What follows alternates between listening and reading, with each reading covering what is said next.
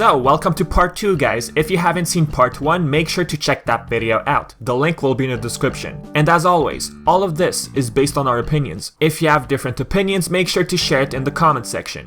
One more thing guys, before we kick off for number 5. Make sure you check out our Amino app. Me and Vivi decided to make a community around SLY Cooper fans, so join us in the Cooper Nation. The links are in the description below and as well in the screen right now. You go to your App Store, you download Amino, and then you join our community. The link is in the description. Now, with this all out of the way, let's just kick it off into number 5. Number 5. Cyril Le Paradox. He also comes from a long line of master thieves, just like Sly. In the past, there was this huge diamond heist. His father tried framing Connor, but he failed. He ended up in jail. Sly's father got to the diamond first, and he was considered the greatest thief alive. Now eventually, Le Paradox in the future, he got arrested due to failed jobs. At a point when he got released, he got involved in trafficking of stolen treasure. He actually owned a museum to cover his crimes. However, his cover was blown eventually and Carmelita caught him. And since that happened, Carmelita was sent to Tennessee Kid's Cooper's time. Now what exactly was Le Paradox's plan in Sly 4? He planned on creating false royalty by time traveling. He stole all of the Cooper canes, just to prove that he could be the greatest thief alive. He attempted to completely change the future. He could have caused Sly to disappear from the timeline. He was messing with the past, right? The Thievius Raccoonus. The pages were starting to fade. He hired people to mess with the timeline, and the fact that he was able to convince all of them to do so is pretty impressive. Now in the end, before the final battle, he tried sending Sly and Carmelita through a time portal which was created by Penelope. Now why did we put Le Paradox at number 5? Well, it has to do with the lengths he went to. Time traveling, messing with the Thievius Raccoonus, messing with the past, the risk of Sly disappearing from the timeline. Okay, yes, he literally tried removing Sly from the future. He tried sending him and Carmelita through this time portal. But if that had never been part of his plan, he still could have managed to completely alter the future. Changes in the past can drastically affect the future. Yes, he stole the canes, pages from the Thievius Raccoonus faded, Sly was still intact. But if he had succeeded, Sly would have eventually disappeared from the timeline, and the future probably would have turned into chaos. So there you have it folks. This is why we decided to put him at number 5.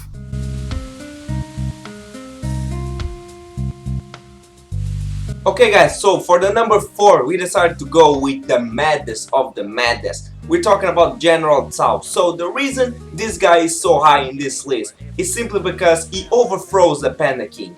Although we don't see the same Panda King from Sly 1, General Tsao still manages to kidnap his daughter Jean King and forces her to marry him in order to get his bloodlines crossed. Now there's this one funny thing that he says during the battle, and no, Jean King is mine. Once our bloodlines cross, it shall be glorious. The Panda King in his day was magnificent. With the Tsao name, a new generation of kings will be unstoppable. But she doesn't want to marry you. She's a woman. She doesn't know up from down. Once I convinced her father to take up meditation, she was ripe for the picking. I faced a lot of bad men in my time, but you, sir, are the worst.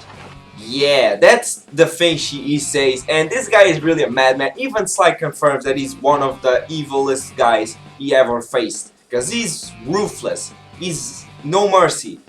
He's a general. He even got a freaking dragon. He got a dragon. What more can a guy ask? A freaking dragon.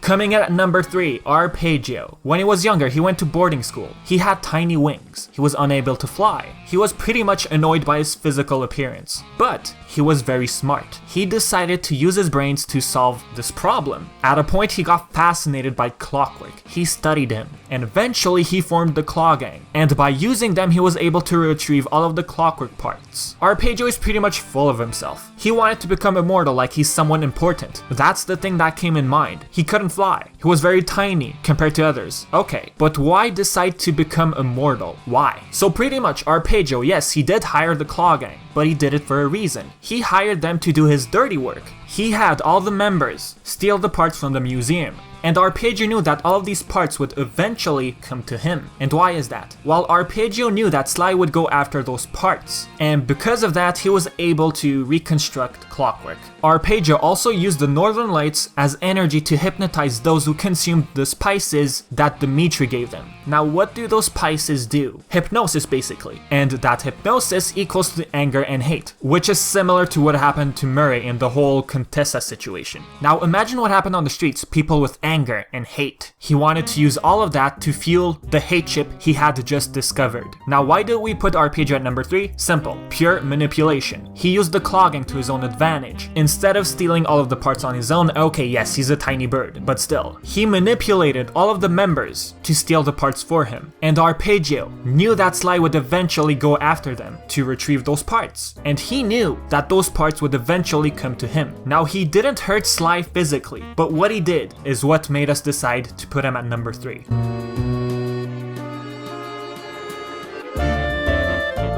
Okay, so for number 2, we decided to go with one person that may be controversial, but at the same time it makes sense. There's only one person that can surpass Arpeggio in this list, and that person is going to be Neyla, simply because there's one thing we considered better than manipulation: betrayal. So throughout the game, Neyla is the first character you meet, apart from Carmelita and your gang, of course, but she gave us the tip of the Claw gang members, and then she helped us with Dimitri and with Rajan. But at the very end of Rajan's level, she betrayed Sly and put Sly, Murray, and even Carmelita to jail. Although later on in the series, she betrayed the Interpol to go after the parts herself. And then at the very end, we are facing Arpeggio and Neyla. And guess what? Neyla betrays Arpeggio and joins the Clockwork body. But that's not enough. She kills Arpeggio and becomes Clockla, aiming to get all the hate that was Arpeggio's plan. And that's the reason we decided to go for Neyla for the numbers 2. Now, without further ado, let's go for the number 1 slot. I'll leave it with you, Vivi.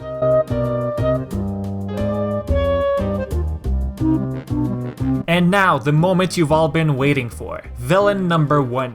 Well, it's kinda obvious. Clockwork. Now, a lot of us assume that he's from ancient Egypt. We see his shadow figure in a bunch of pictures. But we do have Easter eggs in Sly 4. We do see him in the Gungathel Valley. But let's not get into that. Guys, it's simple, really. Clockwork is Clockwork. He's a psychopath. He's a maniac. He hunted down Coopers for generations. Like, who does that? He turned himself into a robot. He used hate to fuel himself. Like, why? He could have died easily if there was no hate whatsoever. Basically, he was very determined. He knew that he would succeed until the events of Sly 1, of course. Now, Clockwork, he's very smart, also very mysterious. There's still a lot of unanswered questions. He probably waited for the right time to strike. Since he needed hate to fuel his hate chip, he probably waited until the kids were born. Eventually, a time came in the future. He formed the Fiendish Five. They all barged into Sly Cooper's home and killed the parents. Just like that. Now, he kept Sly alive for a reason, to try and prove that the Coopers were nothing without the Thievius Raccoonus. Now, he could have easily killed Sly when he was young, right? But he didn't. He needs hate to fuel his hate chip.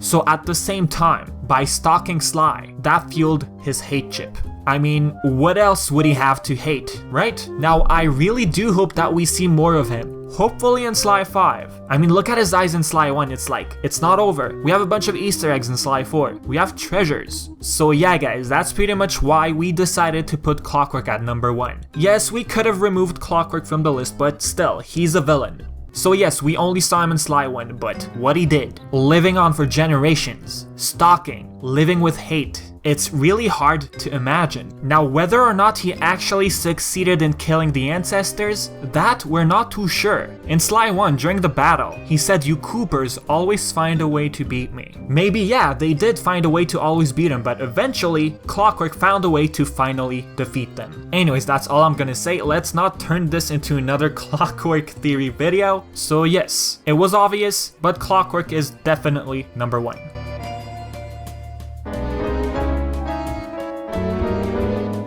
Okay guys, this was all for the top 10 villains in the SLY Cooper series. What is your top 10 villain? I know we left some horrible mentions like Dimitri, Lefui, and so on. But if you have your own top 10, leave them in the comments down below. We'll be sure to watch them and talk to you guys. And don't forget to always subscribe and join the Cooper Nation. Go to our Amino community and chat with us there with a bunch of other SLY Cooper fans.